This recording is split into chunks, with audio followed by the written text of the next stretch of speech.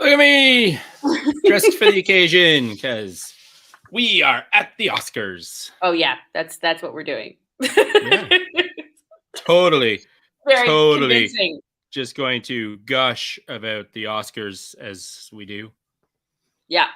because there's nothing wrong with the Oscars, and there hasn't been for years. No. Everything No. is fine. But one thing we will be doing, we will be making our picks. Yes.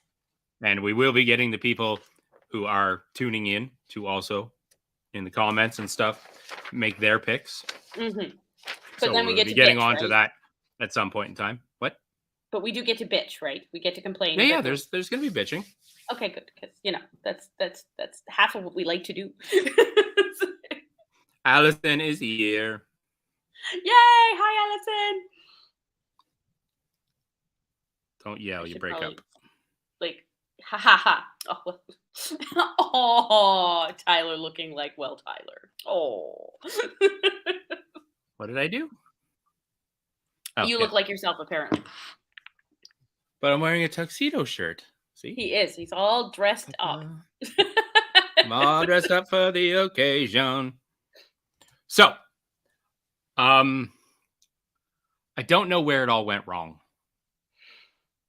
Oh, I do. I, being a cinephile, being a movie lover, being blah, blah, blah, I, for years upon years upon years, watched the Oscars religiously, got excited, filled out my programs against friends who filled out theirs, and we tried to guess, and we had like bets going on about who was going to get the most right and shit like that.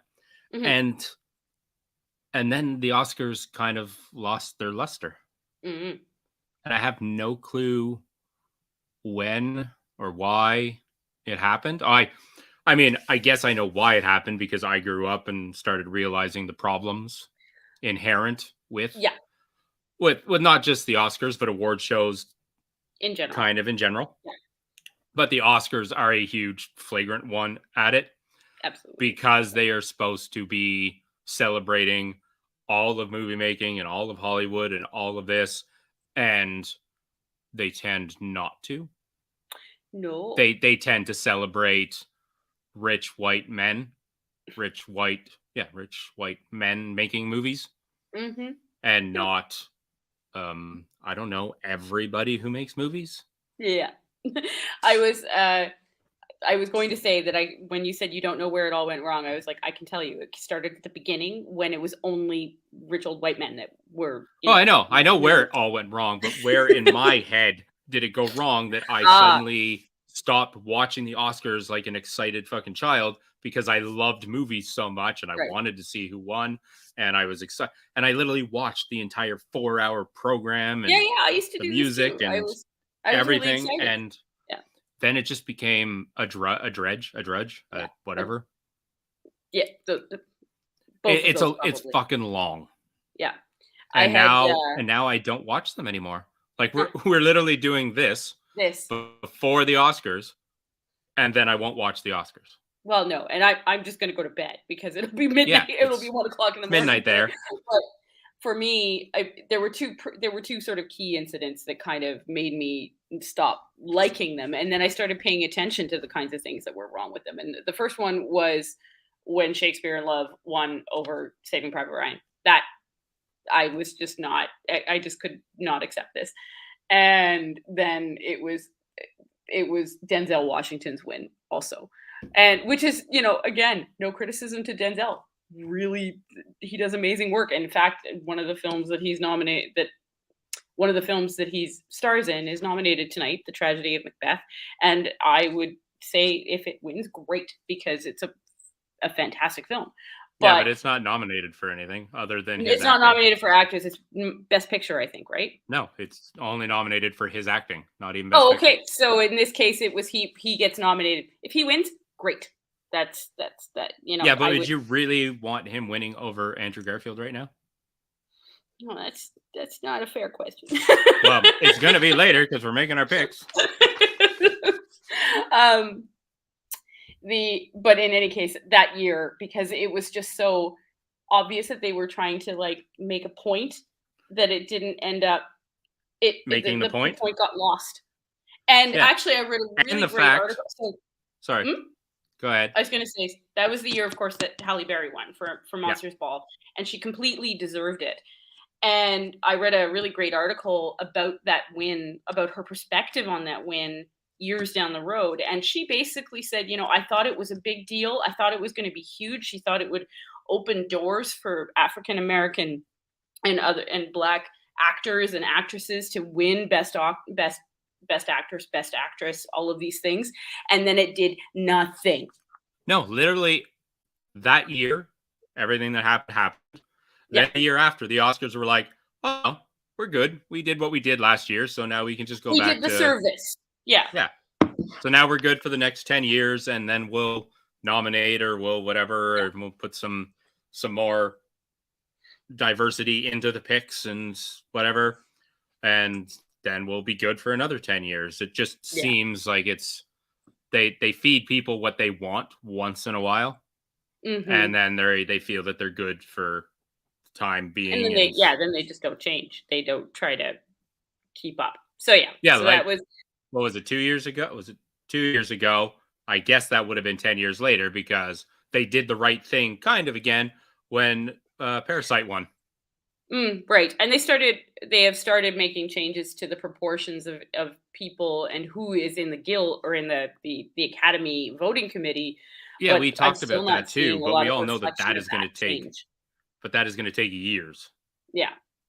Because it's like one in, one out. But when you have nothing but rich elderly white folk and only one leaves and one person of diversity comes in, you still have, like, they're not just dropping everything and mixing it up.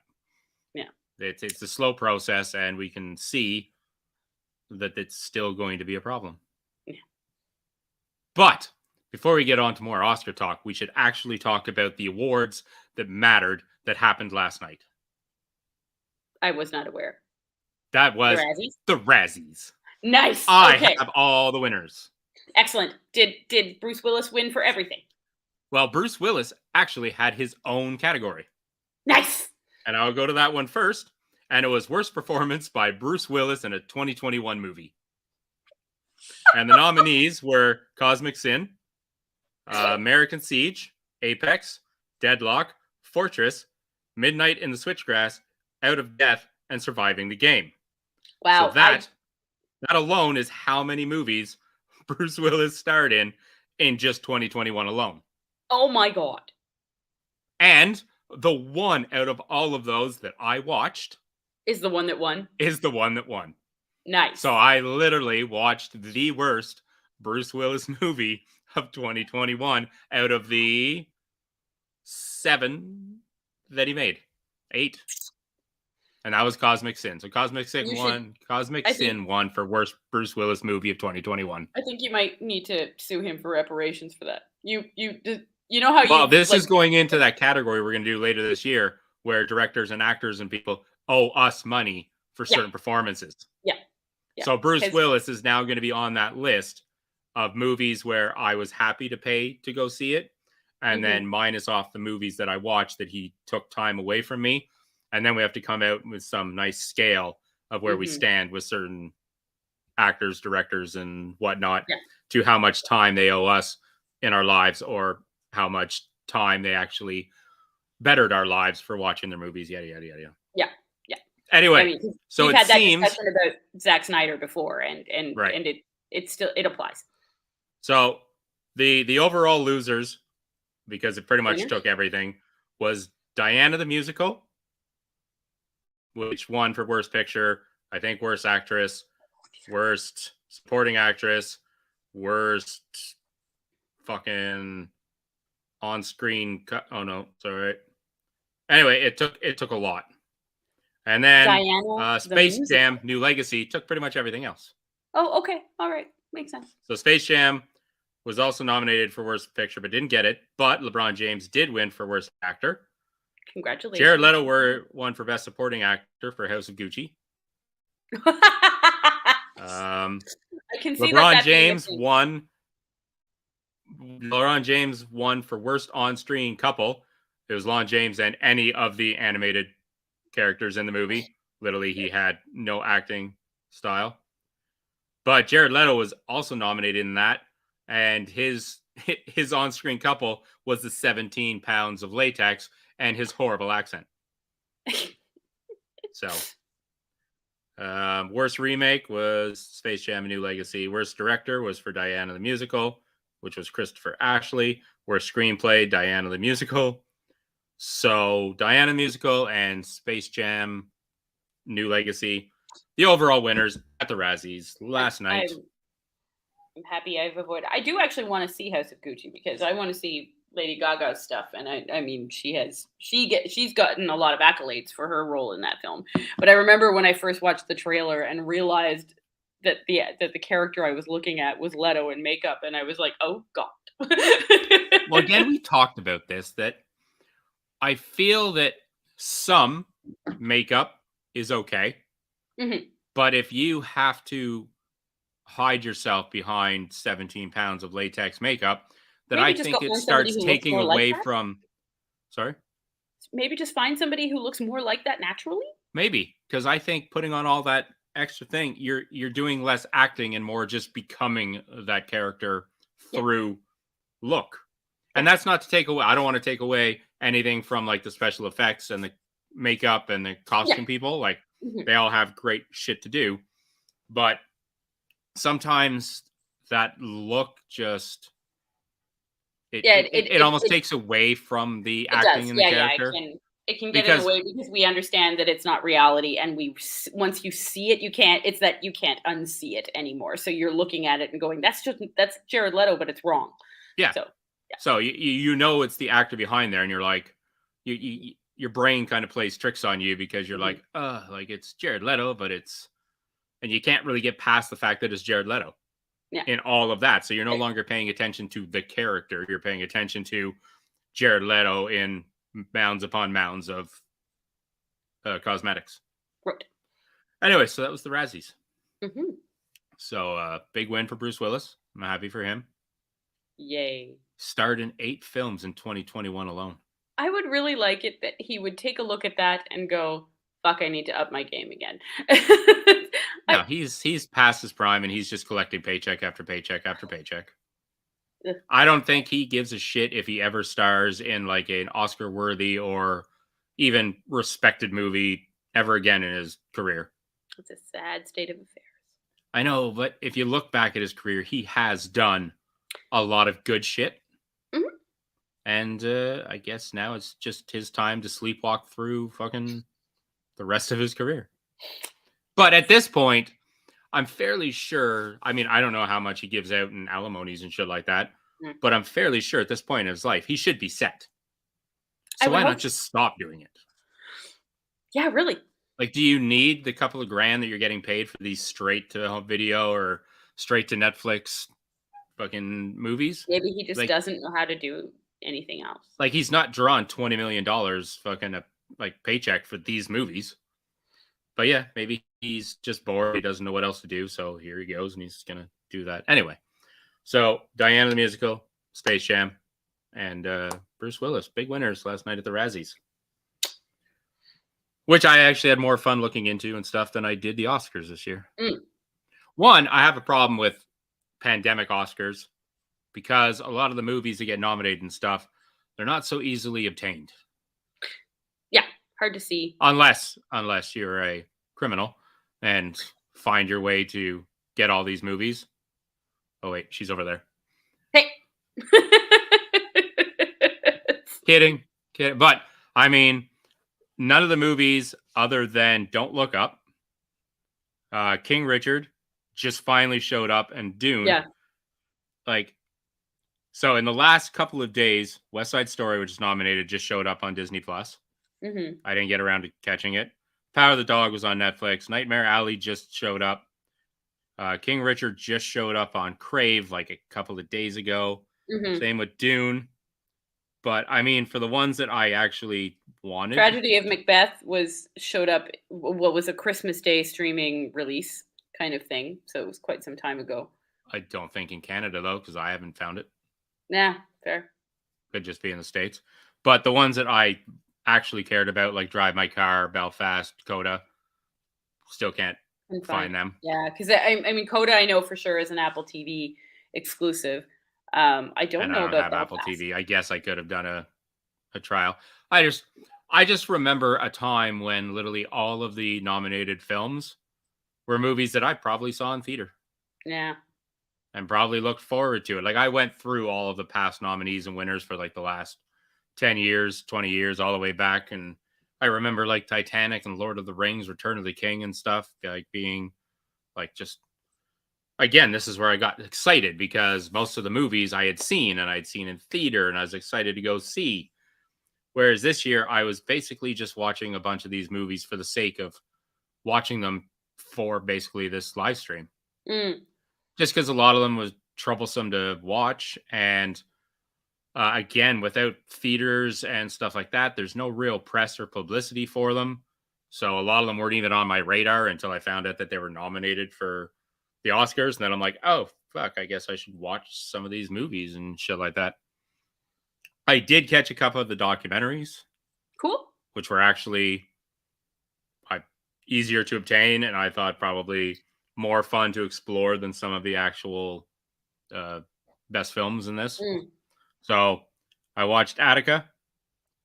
I watched Flea. So did you. I remember you talked about that. And I didn't get all the way through it, but I watched a bunch of Summer of Soul. Okay. Which is the Questlove documentary about one of the festivals. Which blurs. It's out of my mind right now. But anyway, they were all very good. I enjoyed them all. Okay. I like the documentaries. I did manage to fit in Encanto. Encanto, yeah, that one. the Pixar film, yes. The one, the Pixar film. Yeah, yeah. You know, the one made by Disney, so it's going to win when it shouldn't. Oh, I would say that one has some merit at least. It is not better than the Mitchells versus the Machines. I don't give a fuck. I would say on a cultural level it is. I would say on an animation level and a fun, properly edited, properly visually affected animated movie doesn't hold a candle to the Mitchells versus the Machines. I understand that you're a big fan of the Mitchells versus the Machines, and it was a good film, but I think that that Encanto has a lot. I know it's got cultural. As far as Allison's like, we don't talk about Bruno. I think it has a lot to contribute in regards to sort of giving a window into a lot of the Latin cultures, and it was a very important sort of representation for the Latin community. So I think it deserves to get some attention. As we had actually, speaking of the Latin community and the snub of the lead actress from West Side Story, and considering. Well, I mean, Encanto's going to win, maybe, and we're not going to take anything away from it. Yeah. It wins. It deserves the win. Just as your personal favorite. I enjoyed the Mitchells versus the Machines more. Mm. And the Mitchells versus Machines had no cultural references or importance or whatever. It was just a family road trip, fun comedy with great animation. And my only problem with Disney Pixar movies is I'm getting to the point where they all look the same. They're not doing anything particular. I mean, I'm sure that they are doing some particular things, but they are probably much more subtle and much more technological than something that us as the audience can view. But yeah, I'm sure they are. But I mean, and the like when Spider-Man Into the Multiverse came out, it wowed the fuck out of me with its animation style and blah blah blah. I haven't been wowed by a Pixar movie in a while by some new look or style or whatever to their animation and whatever. It's just like, oh, yep, that's a Pixar. Like I could start watching one halfway through and just be like, oh, that's a Disney Pixar movie. Yeah. But it's not always about technological advancement in animation. I'm going to say that when it comes to an animated nomination, it's about the animation. Oh, you're saying no, no, I think it's still also supposed to be about story, but I understand what you mean. It's a You're combination. looking at it from the technical aspect, and Yeah. I'm not. So from the technical aspect, like I have to break it down the middle. Yes, Mhm. story wise and everything else, Encanto is a fabulous movie. For animation, it's just the same old. Where something like the Mitchells versus the Machines and whatever is a different style and a different look. So if I'm going on both of them combined into making one great movie, I got to look at both sides. Okay. So that's how I now going into that too. This is where I can see that the Academy may have had some issues um, with enough movies to pick from. Okay. Because a movie like Flea, Uh-huh. nominated for Best Animated Feature Film, Uh-huh. Best Foreign Language Film, Yeah. and Best Documentary. Uh-huh. You couldn't have left it in another category and gave that space to somebody else. But it fits for all three of those. I know, but I don't remember another year where one film Well, came that's into multiple categories. yeah, but that's perhaps part of its novelty, shall we say, like in the true sense of that word. The fact that is such a new thing to take a documentary film that's also, not English language, and then also have it be an animated film, but also a documentary. Like I think that that's pretty incredible that Oh it no, was a it's incredible that it got nominated for all yeah. three, which Uh-huh. shows that it's a fantastic movie and a great achievement. Mhm. I feel that if it wins for all three, Mhm. I don't know, and I could be wrong, and we could disagree. I don't care about disagreeing. I just feel that that is taking away from some other films in those categories. But perhaps this was one of the best offerings of that category. So, well, I have to assume it was one of the best offerings available for all of those categories. I, I mean, I get it, but for an animated feature, if we took it, you telling me there wasn't another animated feature to go in there? And again, this is to bring other movies to the forefront and Mm. Yeah, I know what you're some saying there because diversity and some spreading the wealth of sorts. I understand what you mean in that respect because, of Also, course, because I already know how the Academy works, if it wins for one category, mm, it won't win for the other two. that's not necessarily true. We've I seen don't sweeps think it's going before. to. What? We've seen tons of sweeps before when it comes to these kinds of things. Yeah, but that's in picture, director, adapted screenplay. Hmm. This is one movie taking three separate. Like, I've never seen a movie get nominated and win in best animated feature and also get nominated for best feature and win them both. Mm. And I Well, don't feel that the Academy will do that. I'm just yeah. saying if it wins for like best documentary, then it's not going to win for best animated feature. And then what I'm saying is then that took a spot away from another movie that could have been nominated for that. Is all I'm saying. I don't Yeah, yeah. see the Academy giving Flea all three of those awards. We'll have to see Whether what it happens. deserves it or not, Yeah. I just don't think they will because again, that's just going to for one, I just don't think it will. But two, I think that'll piss some people off. Mm. I understand what you mean about the visibility factor because, of course, for a lot of the non-English language films, audiences in North America in particular, because we're a bunch of idiots about this kind of stuff, we don't tend to get as much exposure to them, and so I see the point of making sure that more films can get put. I would like those categories to be expanded, quite frankly, to be Yeah, I honest. mean, if we can expand the best picture to 10, why can't we expand? I mean, animated feature is still a feature film Yeah. of a different variety. So why can't we expand it to 10? Why Hmm. can't we expand the documentary to 10? Like, why is it just best picture now gets the expansion? Yeah. Like, all of these other categories, you can't tell me that they're as important. Seeing as every other category here combines together to make a best picture. Like, you're not going to have a best picture without the best screenplay or the best acting or the best directing, and possibly the best visual effects or costume or film editing. So why aren't all the movies that are nominated for Best Picture also all nominated for all of these other categories? Yeah. And we've had this discussion before where how can a Best Picture be nominated for Best Picture and not, or the other way around, how can an actor be nominated for a Best Acting Performance in a movie that doesn't even get nominated for Best Picture Well, yeah, of or course. something like that? Like, it That doesn't make... We talked about this with Parasite 2 years ago. Yeah.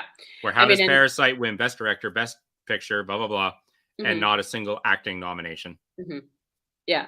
I mean, there was certainly quite a lot to say about that particular thing this year as well. So one of the comments is that the actress who plays the lead in The Worst Person in the World, I'm going to say her name incorrectly. I do believe it's Renata, or I know that her first name is Renata, but I can't quite bring up her surname. Are you talking about how she's not nominated for Best Actress? Exactly. And it's like she is fantastic in that film. And it was sort of like, why isn't she also nominated for a Best Actress nomination? And then of course, the major comment that was written in a really great article that was posted by our friend Jennifer, talked about the fact that it's far less frequent for a Best Actress nominee person or a woman who is nominated for Best Actress to also be in a picture for that picture to also be nominated for Best Picture, whereas in it's basically like a 3-to-1 ratio for for guys nominated as Best Actor, that picture will often be the Best Picture nomination, kind of thing. It's just there's some serious discrepancy, and there's some, how do I put it?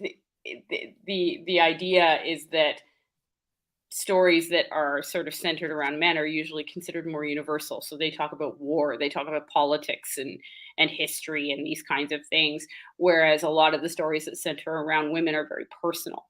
Yeah. And so somehow this doesn't seem to be something that gets to be chosen as Best Picture, which seems a little bit silly. So here we go on that topic. How does a movie that has Jessie Buckley nominated for Best Supporting Actress, Olivia Colman nominated for Best Actress, and it's nominated for Best Adapted Screenplay, not nominated for Best Picture? And Lost Daughter is amazing. It's absolutely amazing. I don't know. How do you have 3 other nominations, but you can't figure that as your Best Picture? Yeah. If The Lost Daughter wins Best Adapted Screenplay, then it obviously should have been in the talks for Best Picture. And maybe it was, and it got eliminated on for something else. But nonetheless, offense, it's a snub that it's not there. I could have given, it's definitely a snub, and I could have given it 2 of the spots up top if I really wanted to. One of them being Dune, and we're going to argue about this because I feel that Dune's still not a complete picture. Yeah. Shouldn't be nominated. No, I completely support this. I don't argue with you about that. As good a film as it is, it's half a fucking movie. Yeah, it's not the whole story yet. Absolutely, artistically, holy shit! Like that. Oh yeah, directing, film editing, all of that, cinematography.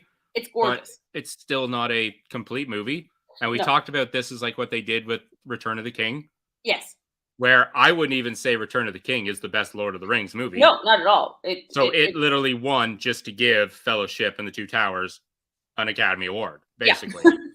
Is to give the Lord of the Rings trilogy one. So and to recognize Peter Jackson's leadership and vision and all of this kind of thing. And I would have waited 2 years, nominated Dune Part 2. Yeah. Given it to that when we have a full movie. So there. Yeah. I could have taken Dune out and put The Lost Daughter in there. Yeah. And I could have taken Don't Look Up out of there too.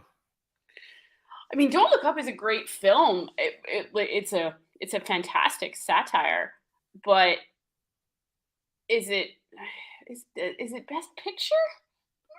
It is also the only movie on this list, and I don't praise Rotten Tomatoes for being the holy Bible on what makes a good movie, Mhm. It's the only movie on this list that has a splat instead of a tomato. I think that that's just because a lot of the people that have seen it didn't appreciate the mockery, right? I And know, and I I think mean, critics should understand satire and be a little more open to it. you Because know, we these are were the talking, critics that gave it a splat. Audience reviews were actually good. yeah. It was critics reviews that gave this like a 54%. Oh yeah, but there was a lot of talk about that, about the how do you put it, the political leanings of Yeah, yeah, Adam the McKay. whatever journalism entity that those critics were associated with had a heavy influence over whether or not they gave a good Yeah, it was opinion. basically the equivalent of a critic negative review bomb, kind of like Yeah, what fans do to some movies because they're pissed about one thing, so everybody just goes and gives it a bad rating. yeah, kind But of. either of those two movies could come out for me to put in something like The Lost Daughter. Hmm. Because again, I don't believe you can have a movie You with shouldn't. kind of the best adapted screenplay and stuff like that. Like all of the original screenplay movies, except for The Worst Person in the World. There you go, Worst Person in the World. Nominated for a best original screenplay, Yeah, not a best picture. yeah, I'm like, if you win for the best writing, sorry, like your yeah. name I should at mean, least be in the drawing for the best picture. yeah. I mean, I I just don't guess get it. it probably ended up getting defaulted, so it was probably considered for Best Picture, and then because it is also, not in English, it because it didn't actually end up in the Best Picture category, they were like, well, we'll put it over here instead. It was- Well, this also brings around what you and me were talking about at one point, and that's Mhm. that I know the Oscars never will, Mm. but there Ah, needs to be more categories, right. different categories to allow for some other shit, which brings me around to what we're doing today, which is kind of a trial run for what we are going to continue to do the night before the Oscars, which is bring up the Pop Cult Awards. And we are going to give away awards for the categories that we feel that we want to see, Mhm. like best use of swears, Yes. best picture of things that go boom, Mhm. best picture of people talking a lot. Like, and we are going to separate our movies into Yeah, proper categories because at yeah. some point in time, I would like Michael Bay, as much as he's just an over the top whatever, to win a best directing award. Oh, dear Because God. the complexity of some of the shit that goes into some of his movies, I'm not talking all of them. Something No. like Six Underground was just a complete blown up mess of continuity and everything. Mhm, But he has made some fantastic movies mhm. and directed them very, very well for somebody who likes shit to go nuts and crazy and blow up and boom. And it's just sad to me that sometimes those directors and stuff, we're never going to see Zack Snyder win an No. Academy Award, Also, thank but God. his But style and his whatever needs to be recognized. yeah, He I does have a think style and a flair and a different look and whatever. And half the time, all of the movies that get nominated for Oscars and stuff like that, they're never out there. mm, They're always following, like, they're all different movies. I'm not saying everybody just cookie cutters their movie, but you're never going to get something that is like blatantly, like, as we said earlier, superhero films will never get nominated for an Academy Award other than maybe costumes or special effects. mhm, Some of these superhero movies, and we're going to talk about Spider-Man No Way Home. mhm, I thought that was a very engaging, very good story. Kept mhm, me on the edge of my seat. It was filmed well, directed well, cinematography. Everybody was on point with acting and stuff like that. Like, mhm. and a complex story. It wasn't just like a No. everybody gets together and beats up bad guys. Like, there's a complex story and shit like that. So, of course, we're gonna add best superhero film. Seeing as like at least a half dozen come out a year now, Mhm. it's easily for when we do our pop cult fucking Oscars, our pop cult awards, easily another uh, category that we could add in. Absolutely. Yeah. So we want a little more diversity in our diversity. One, we want the Academy to not just be a bunch of white haired fucking rich men, blah blah blah. Mhm, But also we would like some diversity in some of the picks. mhm. No, I'm not asking for Michael Bay to win an Academy Award next year for Ambulance.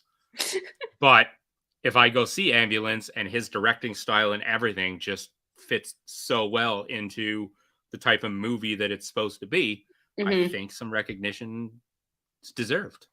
And I mean, so I don't know what Ambulance is going to look like. I'm just saying it's the next Michael Bay movie that's coming out, and I'm very excited to watch it. And blah, blah, blah. So, yeah. So, as I was saying, we're going to make up our own awards, and they're going to be the awards that count. Okay. So, shall we do our picks? Okay. So, how many do we want? Because there's a lot on here. I don't think we need to do sound and fucking costume design and blah, blah, blah. Yeah, costume design is sometimes fun. Okay. Well, we can go through... Yeah. Okay, do we want to do live action short? No, because I didn't really take in any live action shorts. I didn't get to do any of those, yeah. None of the ones that I see on here do I even recognize. Because sometimes we suck at being pop culture representatives. Well, also access. Access, shit like that. Yeah, we talked about that earlier. There wasn't a lot of access to a bunch of these movies leading up to any of this. Animated short, again, I don't think got to see any of these. Visual effects, we have Dune. Who's going to win? Free Guy, No Time to Die, Shang-Chi, and Spider-Man No Way Home. They're going to give it to Dune because it's in every other category. Yeah. And it probably should. Yeah. Maybe not. I would give it for something like cinematography. But visual effects, like that's... Oh yeah, but like all of this, like I would still say it. I would still vote Dune. You can pick something else, but I'm picking Dune. Oh no, I don't even have a pen. Do I have a pen? What are you? I was supposed to be checking these off. I don't even think I have a pen. Fuck! I suck at my job. It's terrible. You're fired. Hey, I found a pen. Yeah, you're not fired anymore. The whole time. Okay, you're gonna go. What was that? Visual effects. You're going Dune. I found a pen that doesn't work. Okay, got it working. Okay, so beside Dune, I want to say Spider-Man No Way Home. Okay. I mean, the visual effects in that, I know it's not going to win, but it's the one that I am choosing. Because this isn't who we think is going to win. This is who we would like to see win. Yeah. I guess that's different. Oh, yeah, that's, by the way, this is what we're going with. It's not who we think is going to win. It's who we would like to see win. If anybody listening, watching, doing whatever you're doing, you can comment with your pick too. Yeah. Again, visual effects: Dune, Free Guy, No Time to Die, Shang-Chi and the Legend of the Ten Rings, Spider-Man No Way Home. Let us know what you think. Sound. I don't know enough about sound and sound editing to judge, really. Yeah. I mean, I know it's most likely probably going to go to Dune and Dune. Because, I mean, the sound editing and the sound of, like, the low rumbles and shit, usually what gets picked up for those.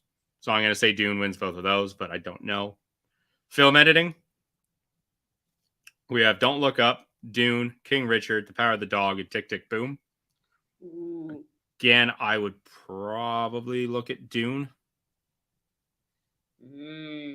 I don't know. Like, I love film editing. I love seeing what people can do with film editing.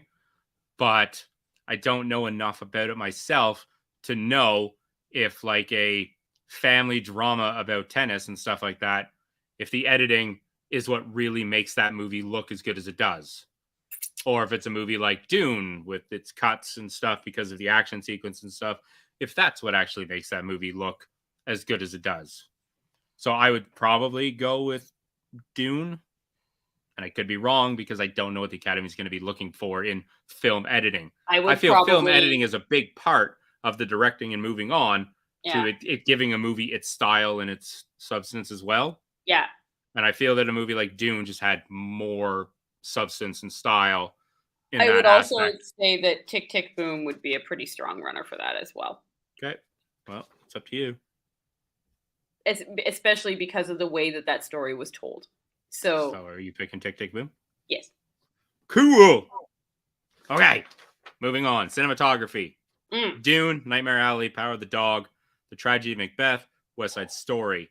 Could be hard because between Dune and The Power of the Dog, huge vistas, huge expanse. And you have not And seen I haven't Tragedy of seen the Macbeth, Tragedy of and Macbeth. holy shit. Like, Okay. it was absolutely gorgeous. So, and I've never seen anything done like that before. Okay. So, but Dune is also stellar, and so is Power of the Dog. Like I'm the going Power of the vistas, Dog. the vistas there are incredible. But I'm gonna say Tragedy of Macbeth. Cool. And after the Oscars, I guess Monday morning, I will go through our list and I will post how well we did on our socials. So that'll be fun. Production design. I don't know anything about production design personally. I mean, the nominees are Dune, Nightmare Alley. They're all the same ones as cinematography. Okay.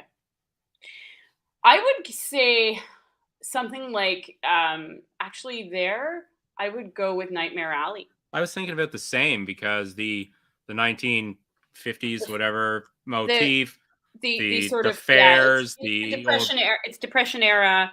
yeah. The depression era feel that they were able to convey there. It was really well done, and that is definitely production design. Okay, so we're both going for that, even though West Side Story is going to win. Yeah, I haven't seen West Side Story. I haven't been particularly, like, I want to, but I haven't been driven there, and then I couldn't get it for a long time. So it's now on Disney Plus, so it is available. Maybe I'll even watch it tomorrow. Makeup and hairstyling. Okay.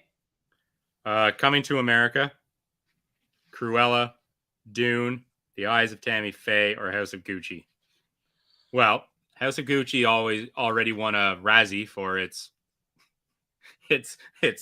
makeup and cosmetics and makeup on Jared Leto, so maybe not that. Turning Jessica Chastain yes, into Tammy Faye. That was impressive. And Dune, I feel that the only real makeup and hairstyling, minus a couple of the dude, the main bad guy who looked like a ball sack and stuff like that. Yes. Really, it's just putting a hose in a couple of people's noses. Like, I didn't feel that the characters did look different than what they just do in real life. Costume design was important there, but the makeup and hairstyling less so. And I would go with, in there, I would go with Eyes of Tammy Faye.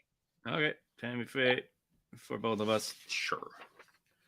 Documentary short. I didn't get to check any of them out. No, I can't say anything about that one, sadly. So on to documentary. So it's Ascension, which I didn't get to see. Attica, which I did, which is, of course, of the Black riots in the Attica prison in 1974. Okay. So it was actually told by a bunch of the people who were there as guards, prisoners, stuff like that. It was very eye opening of sorts. Okay. A big standoff that they had. It was pretty crazy. Flea, Summer of Soul, and Walking with Fire. Okay. Writing with Fire. Yep, that's the one. Okay, I'm still blind in practically both eyes. Okay, it's why I'm correcting. I also have the list. Oh, that's right. Only because I'm not gonna pick it for animated feature, I think I'll put Flea in here. Okay. I did like his story. It's a really great story. Yeah. I mean, it was, that one in particular was hard hitting for me because he's not much younger than we are. No. It's and I remember normally when you hear a story on the news. Normally when you hear a story like that, you figure it's coming from like a 90-year-old guy that he's telling you a story. Like, this guy was 40 at the time. Like, yeah, like he's about 40-ish. Now. Yeah. So it was, and I remember when these things started happening in Afghanistan, and then in the all of the stuff with the Mujahideen in the news, and all of this, and it was just like, to get this very personal view of the effects of that was incredibly powerful and really hard to see, kind of thing. So yeah. Now, Summer of Soul was also very good. Cool. I mean, it was a musical documentary, which we absolutely love. Yes. And I know you didn't see it, but I actually took a bunch of it in, and I'm sad to see that the Sparks Brothers isn't in here. Yeah, that's a really great documentary, actually. I'm really sad that that one didn't make it in either. I would have picked that one had I seen it. Yeah. Or had it been nominated, sorry. Well, and I mean, also but I guess they only have room for one musical documentary. Yeah, and then I mean, the other snub that we had discussed earlier in the week was that the Green Knight isn't in there for anything. And Well, we're going to get there, though. Well, okay, but now. Oh, we can do that now, but I mean, that's going to be when we talk about Best Picture. There's snubs galore. So what are you picking for documentary? Flee with Me?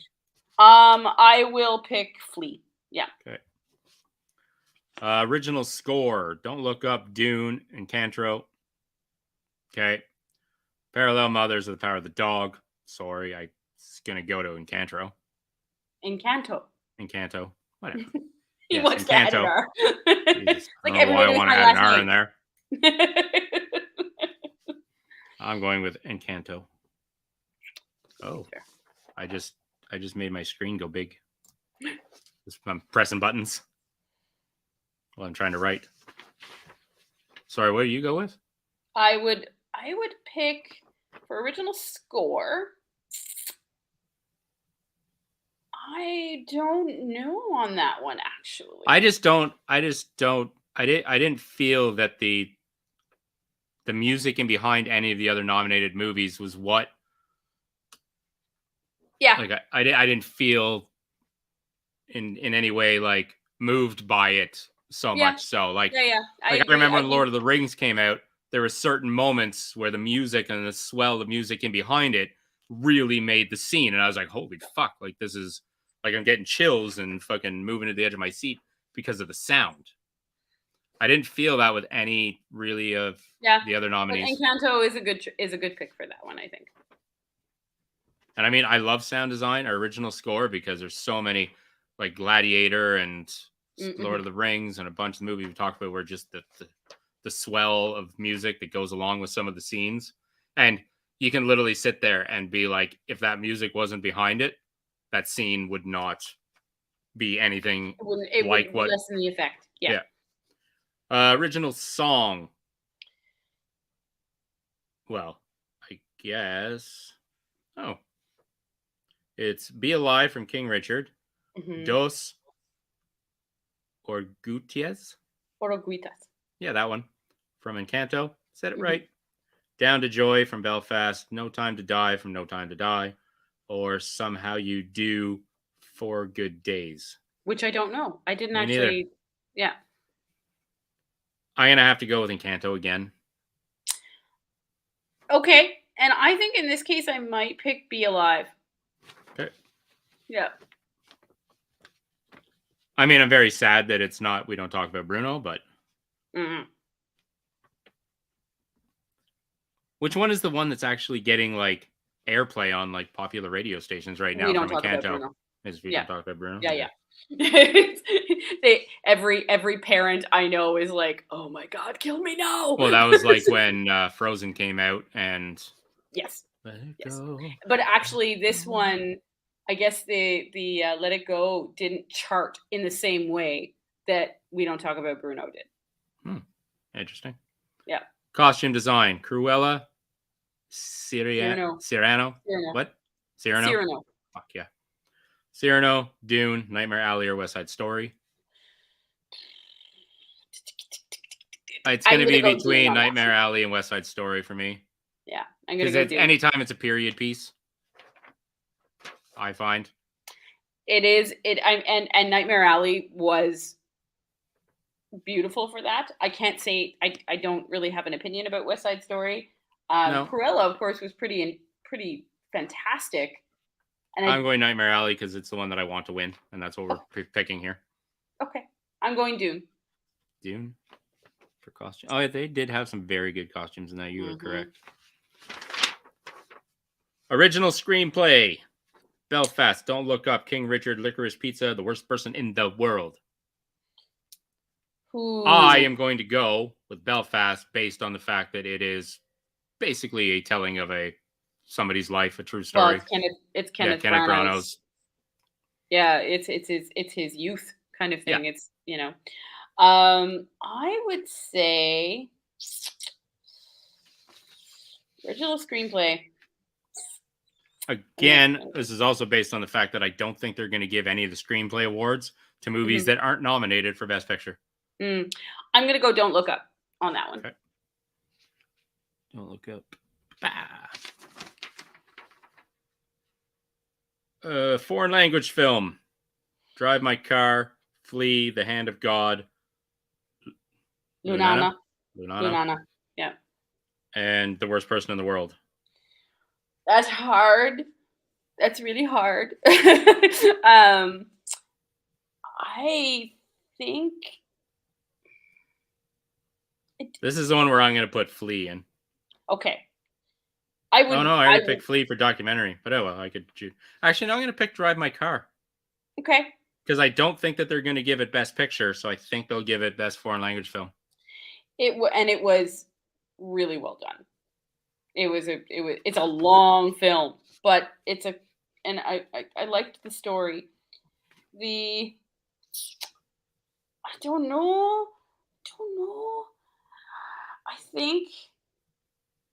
I think for myself, I might pick The Worst Person in the World. Okay. Yeah. But I didn't see it. It's the other reason why I can't pick it. All of the films in that category were really great. They were really great. So I would recommend to anyone to watch all of them. Well, I don't even have to mention what I'm picking for the next one. The animated feature film? Animated feature. Well, yes, you have said. I would pick for the best animated feature. I would actually pick Flee here, I think. Yeah, okay. Yeah. I liked the mix of the animation styles that were done and some obvious, not obvious, that's not the right term, but some definite use of motion cap kind of thing, but then also this sort of very classic style, and then these really interesting sort of that made to look like sort of pastel or charcoal drawing portions and as well. I thought that was really a really beautiful blend of styles to tell the story. Yeah, I mean, you're making me. Well, I know that the Mitchells versus the Machines isn't going to win, but it's just the one you love. Picking what we think is going to win, we're going to pick what we want to win. But yeah, I mean, you do make a very good case for Flea. Yeah. I still think that Encanto is going to win, but I think Flea probably should, and I would wish that the Mitchells versus the Machines did. It's a hard category because I know what's going to win. I know what I should win, and I know what I want to win. And they're three completely different movies. Best Supporting Actress. We have Jessie Buckley for The Last Daughter. Can't read that. Ariana DeBose for West Side Story. Judi Dench for Belfast. Kristen Dunst for The Power of the Dog. And, oh God. Ingenue Ellis? Yes. For King Richard. Yeah. I'm going with Jessie Buckley for The Last Daughter. She was really great. She really was. Judi Dench was fantastic in Belfast. You just because first of all, it's Judi Dench. I know, but how many does she need? So there's that. But she was her and Meryl Streep have won 19 out of the 20 last fucking Oscars and they deserved every single one of them. But they I'm not saying they didn't deserve, just that they have. Yeah, okay. This is a challenging one for me. I mean, Kirsten Dunst was amazing in Power of the Dog. Again, Power of the Dog for me is what we're going to talk about when I say we still need an ensemble category. Yeah. I hear you there. Because I don't even think Benedict Cumberbatch was technically the lead actor in that. No. Over Jesse Plemson or even Cody, whatever his name is, Smith there. It was a nice... anyway. It was a strong blend. Yeah. Ingenue Ellis was fantastic. She plays the mom in the Williams sisters' mom. She was great. And of course, Jessie Buckley. I haven't seen West Side Story, so that's really the only one I can't comment on. All of these other actresses were fantastic. My favorite, I think, would be Jessie Buckley, though. Okay. Yeah. Okay, best supporting actor. We have. Ciarán Hinds. Okay, you can just read them out. Okay, Ciarán Hinds, Troy Kotsur. Ciarán Hinds movies. from Belfast. Sorry, excuse me. I was skipping things. No. Troy Kotsur for Coda. Jesse Plemons for Power of the Dog. J.K. Simmons in Being the Ricardos. Cody Smith-McPhee for The Power of the Dog. So I am going to say, both Ciarán Hinds and J.K. Simmons are both fantastic actors, and I love watching them in whatever the hell they do, even if the movies are terrible. Although I don't think I've seen Ciarán Hinds do anything terrible, but their roles in that were super short. So I would be more in line with going with either Troy Kotsur from Coda, because that everybody in that film was really great, or Cody Smith-McPhee, because he was so good. Like, I'm thinking Cody Smith-McPhee myself. Like, he was his portrayal of that character was stellar. So you know what? I'm gonna go with Cody Smith-McPhee, and if I had a runner-up to pick, it would be Troy Kotsur for Coda. Okay, adapted screenplay. We have Coda, Drive My Car, Dune, The Lost Daughter, and The Power of the Dog. I'm gonna go Dune. I gotta go because, Dune. like you, they, unlike the original movie, this one actually took the book and turned it into a movie. Yeah. No, I gotta go Dune on this one. All of those stories are great, and I haven't read the source material for the other ones,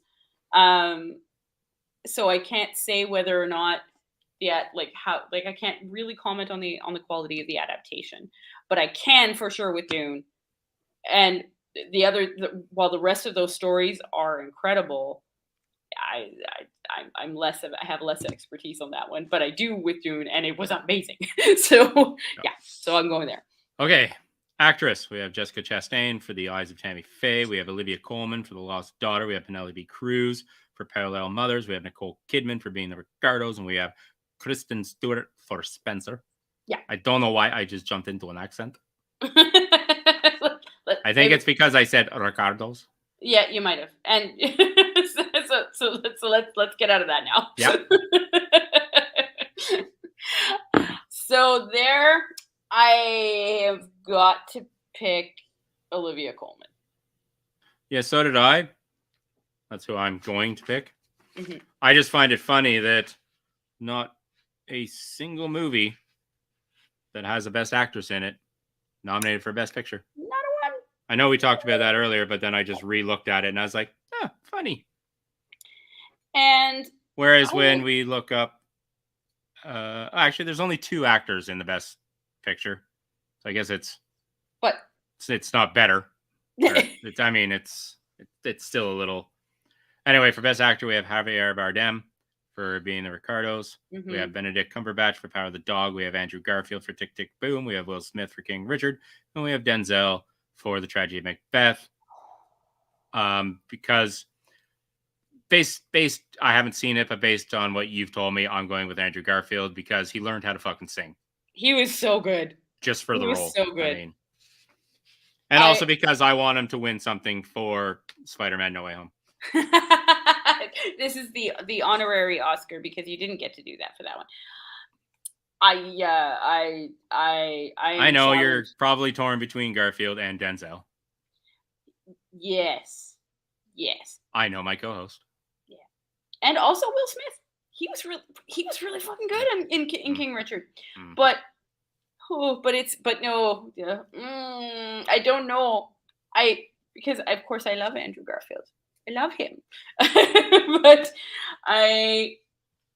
I just saw Tragedy of Macbeth today, so the power of it is still really fresh. I'm sorry for everybody who's watching. We're gonna go a little long. Yeah, that's the way it goes. But we're having fun. So you can just turn on your red carpet stuff if you're gonna do that. I mean, yeah, really, you're just missing people dressed up going into the red carpet. I mean, literally, does that full hour need to be part of the Oscars? Well, I mean, I like seeing the pretty dresses. I always did. I have to confess. Does it have to be a full hour? There's a lot of people. The But entire no, it probably Oscars doesn't. this year is 5 hours long. The ceremony itself is 4. Then Yeah. the pre thing was 7 to 8. Then there was even a half an hour pre red carpet show. Yeah. That we have just stomped all over. Yeah.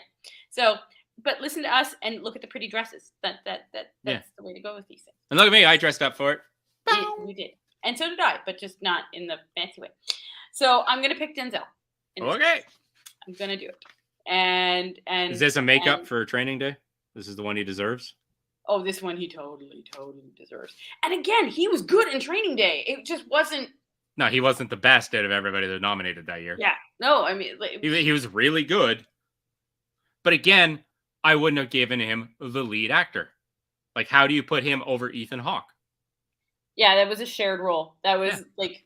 So this is again coming back to my ensemble and shit like that. Like, if you don't have a number one actor because it's a shared, that would be like, not that it would ever win, but that's like giving Will Smith a lead actor nom in Bad Boys over like Martin Lawrence. Right. Like, you wouldn't do it. Yeah. And Training Day was the exact same. It was 2 stellar actors playing off one another, and one gets a best actor and one gets, I was going to swear and say, but just gets nothing. Like, whatever. All right, now we come up to the big 2. So we have the Best Directing Award going to that. For some reason, they're not listed at the people, but we have Belfast, Drive My Car, Licorice Pizza, The Power of the Dog, and West Side Story. Okay. So, I would have to say it's between Belfast and The Power of the Dog. Drive My Car also, though. It was. Is it the directing that makes that movie? In that or is case, it the story? It's the. In this case, I would say it's the coordination of the subtleties of the performances of the actors. Like it's okay. It's a little bit. It's like the movie is complex enough to deserve that nomination. Absolutely. Yeah. So again, I haven't seen it, so I'm just that's why I'm questioning, because I want to know how it stands up in the directing thing. Because from what I know of the movie, it's a long movie and a bunch of it just takes place in a car. Just as he gets driven around. But a bunch of it doesn't. What? I said a bunch of it does, but a bunch of it doesn't. Okay. Kind of thing. I am going to say Drive My Car on that one. Yeah. Because it's based on the ones that I've seen or whatever, I'm going to go with The Power of the Dog. So, now talking about directing. We're going to go back years and years, and this is where I have to question some shit. How, and I know it never would, but take a movie like The Raid, with the complexity of his directing style and the stunt work and everything coming together to make that movie. How does a movie like that not get somebody like Gareth Evans like a nomination? This is why I don't understand some of directing picks. Yeah. And why certain movies get like say the directing of the Russo brothers in Winter Soldier. Like not any of the Avengers movies are just big blown out whatever. But something like the Winter Soldier was a nice tight knit, almost espionage kind of thing. It had some really good directing, and on top of that, like stunt core. And why is there no stunt choreography in the Oscars? Especially since that is now a huge part of a bunch of movies. Like, you can't tell me that like a Western like The Power of the Dog or something doesn't have some stunt choreography. People getting shot off horses and this, that, and the other thing. Like, it needs to be in there. And I think the directing category, I think a lot of the categories, but something like the directing category, why do you only have 5 directors if you have 10 best pictures? Yeah. And I think why are we overlooking some films just because of their, say, graphic nature or whatever, even though the directing of them is on point and top notch? Yeah. So in here, I would say that Villeneuve isn't nominated for director is insane. Yeah. Also, I do think I think that David Lowery should have been nominated for Green Knight. Because of the way, again, how that story was told, it would not have, the composition of that film would not have been the same without the director that made those choices. So I don't know how they were missed. And also, we got Jane Campion, so yay for that. But yeah, like where's the best directing nod for Coda? For was it Julia? Sorry. yeah, no, yeah. I just looked it up earlier. But again, another strong female director whose movie got nominated for Best Picture, but she gets snubbed for Best Director. Yeah, let's please find her name. Sian Heder. Oh, Sean. Sean, right. Sean. Sorry. Sean Heder. Yeah. Heder, So how does somebody like that get overlooked? Like, again, how does your movie get nominated for Best Picture, Best Adapted Screenplay, and you don't get a Best Directing nod? I just don't get it. Yeah. And that's another one of those situations with that falls into that ensemble cast scenario, because it's a story about a family, and you need that entire group, really, like the performances of the dad and the daughter stand out particularly, but the whole family unit is quite necessary. Yeah, and this goes back to our conversation about Parasite. Yeah, that entire family and the other family that lived in the house and stuff like that. Like there was no one standout. They kind of all had equal like resonance to make that story. So the Academy needs to do something and make like an ensemble category, because some of these movies, like Coda, would have been nominated for that. I would have probably put Power of the Dog into that instead of giving these individual. Like, I don't think Jesse Plemons and Cody Smith McPhee should be going up against each other for Best Supporting Actor. Yeah. Again, and I don't think that Benedict Cumberbatch really should be the lead in all that either. So again, when we go back to acting, I think there needs to be an ensemble category, because there's just some movies that, and like West Side Story, it's an entire group that came together to make that movie. There are leads and stuff like that, but it's not.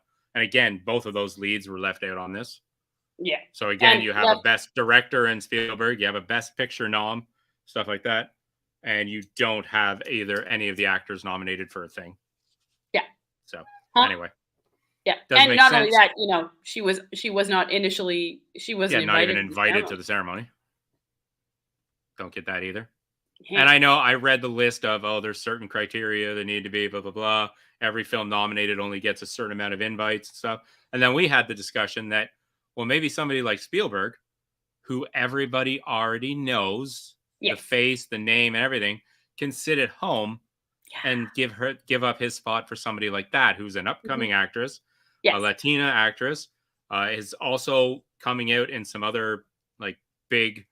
She's going to be the live action Snow White. Yeah. So when you want her face and everything like represented at your big award show, where you're trying to expand and grow and be diverse and bring in a younger audience, like 20-year-olds don't want to watch Spielberg stand up there and give another speech. They want to watch the young stars and stuff like that do it. So I think the Oscars right now are aimed at the wrong people. They're still aimed at the older generation, and I think award shows and stuff like that need to cater to both, especially since a lot of the movies that are going to get nominated and stuff like that are now of a younger generation. Like the whole cast of West Side Story, I don't even think tops 20. Stuff like that. Like, we're going for a younger generation. So I don't know. Anyway, they still need to work on some shit. Yes. What was I just looking for? Well, we have our last category. I know we have our last thing, but this is okay. Never mind. Yes. So we have our Best Picture. I was looking at all the nominees for Best Picture and then looking down the list to seeing where else they weren't or were. Okay.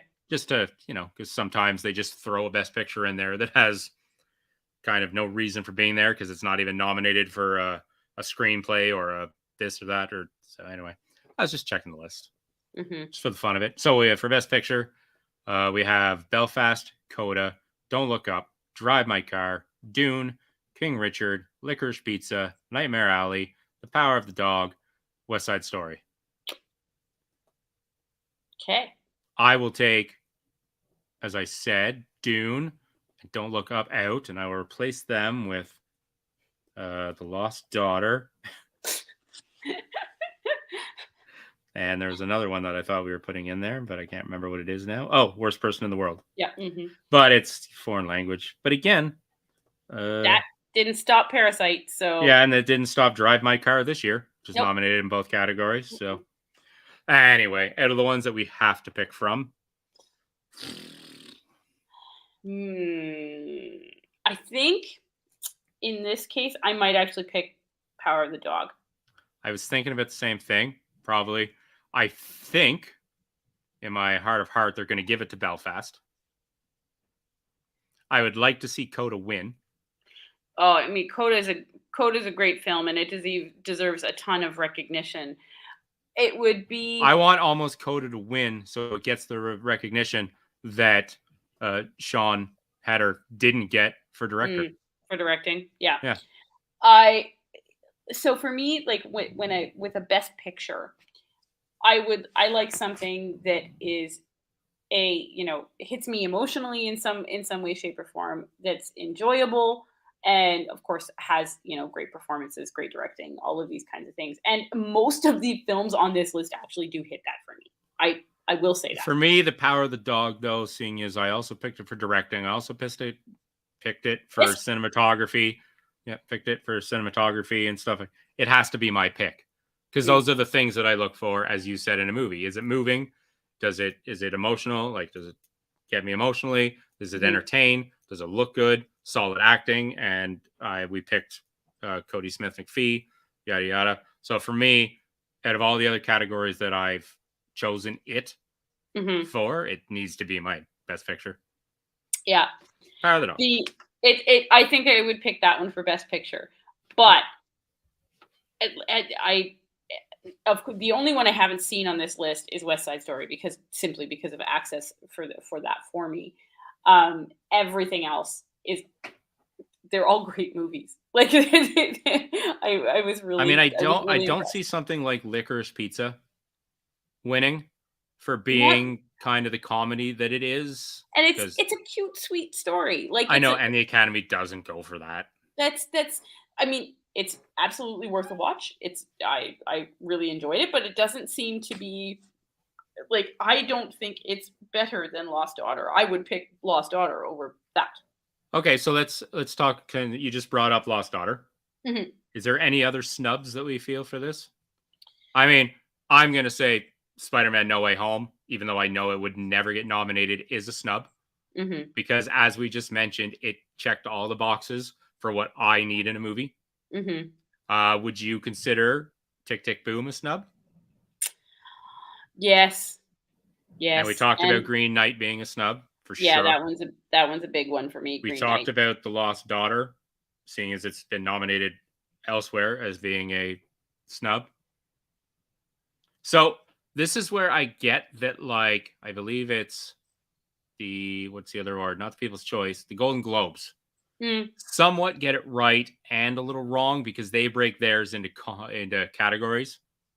So it's Best Picture of a comedy or whatever, Best Picture of a yada yada. And I think I kind of agree with that way of doing it, though I disagree where they put some of the movies. Yeah. But I think that the Academy Awards, the Oscars, could look at that and realize that unless they're going to expand the Best Picture to like 20 movies or something, like there's always going to be, and I guess that's us to understand that there's always going to be snubs. But well, yeah, I mean, some snubs are harder to take. Yeah, I feel like they only have room for one of a given type of movie. So we have West Side Story. Where's their fantasy? Yeah, Dune. Oh yeah, I definitely would have put the Green Knight over Dune. Yeah. Again, because Dune's not even a complete movie. Because not complete. Yeah. Again, if we expanded the directing to 10, then we could have had David Lowery. We could have had Dennis Villeneuve. Yeah. Villeneuve. Yep. Yeah, Villeneuve in there. We could have. There's just. Anyway, so, well, we still enjoy movies and we still enjoy going through our Oscar picks and stuff like that. I still don't think that the Oscars have it right, and I don't think they're going to for a while. No. Still a lot to fix. One, I think it's going to be hard because I think the Oscars themselves need to be tightened up. Not this 4-hour fucking parade of rich people that we all just sit there and, oh my God, I can't believe he won. And then they get up there and they make these big, long speeches about fucking rainforests and global warming. And then they collect their trophy and their $50,000 fucking tote bag, fucking whatever. Swag bags, yeah. Their swag bags, and then go home to their mansions and blah, blah, blah. So I don't think we need to spend 4 hours on Oscar night fucking catering to these fine folk who I love because they entertain me and I love movies and blah, blah, blah. It needs to be tightened up. Like, I'm a wrestling fan and I'm fucking pissed that fucking like WrestleManias and shit last fucking 4 hours. I can't even handle that, let alone, and that's action and excitement for almost 4 hours. This is 4 hours where 3 hours is just the camera panning over the audience. Like, I'm like, oh God. Anyway, so it needs to be shortened, but somehow they need to add extra categories and expand some categories. Yeah. We definitely need an ensemble category. Yes. For sure. Yeah. And there was another one that I thought, and a stunt work or / kind of category. Because I would like movies that have good stunts, even if it's not a best picture or something, get some recognition. Stunt work is huge in fucking film now. One of my favorite movies, as I mentioned earlier, was like The Raid. That is some of like the greatest stunt work and no recognition for it in like big Hollywood. I believe it has won awards in other like international competitions and shit like that. But I think, seeing as it was a movie that came out in North American markets and in theaters and shit like that, that it deserves some recognition. So, best ensemble, best choreography / stunt work category needs to be put in here. And we need some expanders on like directing and possibly screenplays and stuff like that. Yeah. And I really do think that they need to take a serious look at how they evaluate what gets chosen for best picture in a general sense. Because if we are not, if we're not telling stories that are more like driven by women, this is a problem. I mean, we're half the population, for fuck's sakes. So what's happening there, kind of deal. And I know that one of the things I think that we have discussed, of course, is the tendency towards biopics. And I still prefer more original material myself.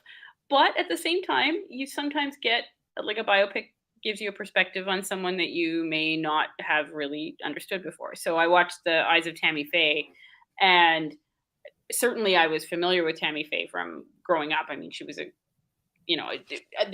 caricatures of her were common, and she was in the media all the time.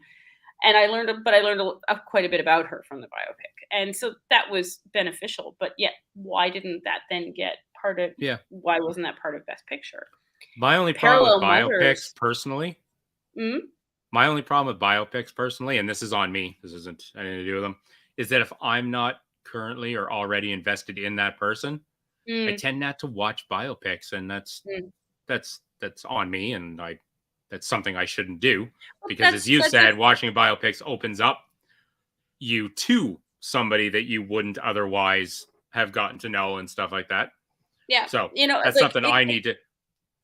But maybe if they got more recognition, as you were just saying, because they get nominated and stuff for that, it would open up people's eyes to, maybe if The Eyes of Tammy Faye was nominated for a Best Picture, that somebody would want to check it out then, and then would get to learn more, as you discussed off air, of some of the stuff that you learned about, like Tammy Faye and stuff like that. Like, so some of those should possibly get in here. Especially if they're well done. Like, I don't want to see Rocket Man or fucking something nominated for a Best Picture. Yeah. but like a real good like biopic, those could be added. Yeah, definitely. Anyway. And I mean, it's several biopics that are in there for the best actresses, right? Being the Ricardos, and what were the there was another one. I've lost it though. My brain has failed me because it's Spencer. Spencer. There we go. Of course. Duh. And Kristen Diana the musical. and Kirsten Stewart was brilliant as Diana. She definitely nailed all of the mannerisms. Like watching that, I forgot that it was Kirsten. Actually, that would be another category that could go in here. Mm-hmm. Because I mean, a biopic isn't like why is a documentary filmed like in a documentary category when it could like if you watch a movie, whether it's documentary or feature film, doesn't necessarily mean they need to be split. Like it's still film, it's still media, it's still entertaining, yada yada. So if we're gonna have different categories for documentary and animated feature and stuff like that, then why couldn't we have a category for like true life, like biopics, or like maybe instead of Belfast, or with Belfast being nominated for Best Picture, it also being nominated for like a based on true event type like category where you could put biopics and based on real events and stuff like that, which would basically just be a subcategory of like a documentary. Yeah. They're based on real events and stuff like that. So maybe a category based on real people. Like instead of calling it a documentary, it's actually based on like single individuals or I don't know. But it would be something to biographical. It's just biographical. Yeah. So anyway, so that was all of our picks. That's it, I think. That was our discussion on the Oscars and the problems inherent that we feel that it has. And I understand that changes are a coming, but that it's going to be slow.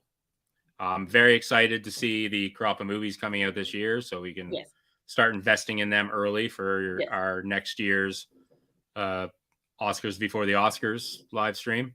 Because for some reason now we're planning years in advance of when we're going to do these things. Of course we do. But we kind of have to, because these are movies that we have to check out. I mean, honestly, this whole pre-show live stream for this Oscars, we thought of like a month ago, and then had to try and cram in watching all of these movies that we could.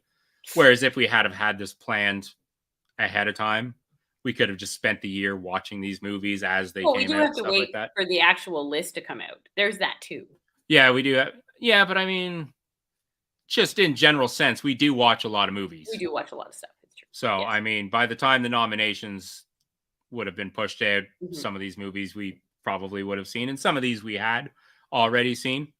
So I guess, but now it's just more of, now we'll be more cognizant of some movies that when we're watching them, we're like, oh yeah, this is going to be a definite Oscar pick kind of thing. Anyway, so thank you all for joining. Sorry we went a little long and that you're not seeing a bunch of people in their fancy dresses and tuxedos. Or you are. Or you are. You could have the TV on in the background, which is what we would recommend, because you don't want to just listen to us babble all the time. You need some background Well, they can listen to us, but maybe they don't want to look at us. It's not true. I am dressed in my finest. I don't know why people wouldn't. Like, I could walk the red carpet right now. Anyway, so that was that. Can't wait for tomorrow morning when I check our picks against the things, because I will not be watching the Oscars, because tonight, round 2 of Tournament of Champions to crown the best chef in the world is on tonight. So I will be watching that. And I'm going to go to bed. And you're going to go to bed because it's midnight there now. It's 12:30 there now. It's 1:30 in the morning right now. So. Oh, you actually jumped forward this weekend? Yeah, our time changed last night. Yeah. See what she does for you people? She stays up until 1:30 in the morning, and she's got to get up for like 9 meetings and everything tomorrow. It's true. I do. Anyway, thanks for joining in. We hope that you maybe possibly filled out one of these along with us. We understand that this year's crops of films were probably not easily obtained and for everybody. But yeah. There's lots of good stuff there too. There is lots of good stuff, even though it might be a little obscure to You know, some people or hard to find. honestly, nowadays, my favorite thing about the Oscars is learning about films that I might not have otherwise learned about, particularly when it comes to the foreign language stuff. Foreign language, excuse me, the international, the Yes. non-English. No, And they actually have it named foreign language film. yeah, I know, but I feel weird about saying it that I way know. Me because too. you know, because sometimes It it's was a not. couple of years ago they had it as the international Yeah, like film, and then it's they changed it back. yeah. I don't. I mean, sometimes it's not a foreign language. If No. it's Spanish, that's not really foreign. So Yeah, if they it's French, it's not really foreign. no. So I mean, that does make up a huge population of North America. yeah, So I guess so it doesn't technically yeah, classify as. But I mean, I guess if it was filmed in Spain or whatever. yeah. But then that's not a. It's not just like again classifying it by the language Oh, is right. That's right. Sorry. The is wording weird. is language, not. Yeah. So I understand. we could just say non-American. Like, Yeah, they need to change that to being like a foreign, like, because these movies aren't necessarily just foreign language. It's because they were filmed, like it's a Serbian film or it's a South Korean film or yeah, whatever. So it needs to be stated that that is more of why it's nominated, and not that it was filmed in Lot 4 of Hollywood and it's just in a different language. yeah, That technically to me doesn't. yeah. That's not an. Non-Hollywood. Yeah, Non-Hollywood. not Hollywood. That'd work. Anyway, In any okay. case, Thank you everybody again for coming yes, out. Check it, like do the things you do. Follow us on social media, and if you're watching this on Facebook or YouTube, give it a like and a little thumbs up, and do what you do and stuff like that, and help us out as you do. And we love you all, and see you at the Oscars. Ta-ta. Bye. Bye.